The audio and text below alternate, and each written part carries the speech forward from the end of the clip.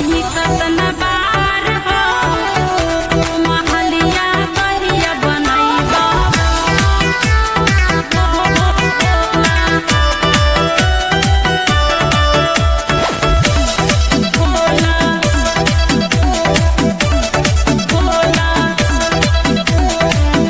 पीसी कैसे भंगिया गर्मी लगे बड़ियार हो महलिया कहिया बनैबा भोला रउआ हमर बात काहे नहीं मानत पीसी कैसे भंगिया गर्मी लगे बड़ियार हो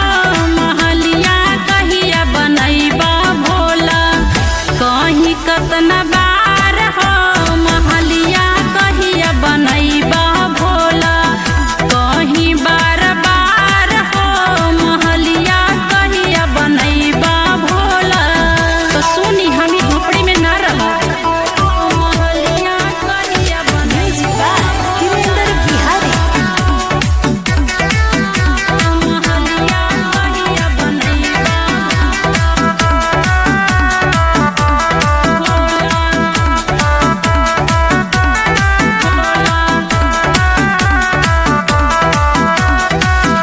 ओही रे महलिया ऐसे कूलर लगवाई देना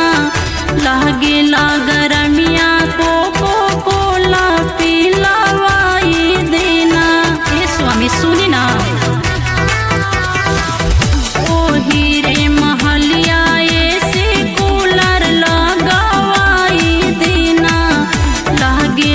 गरमिया कोको कोला पिलवाई देना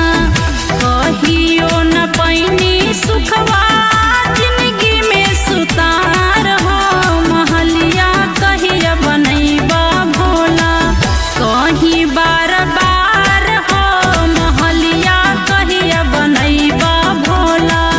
कहीं बार बार हो महलिया कहिया बनैबा भोला महलिया कहिया बनैबा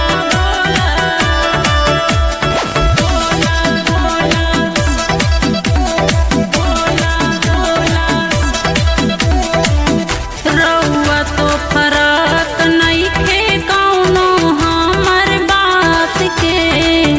गरमी के मारे निंदिया पड़ता न रात के रउआ तो फरक नइखे कौनो हमर बात के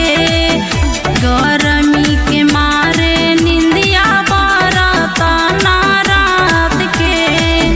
हाकतानी बिना पसीना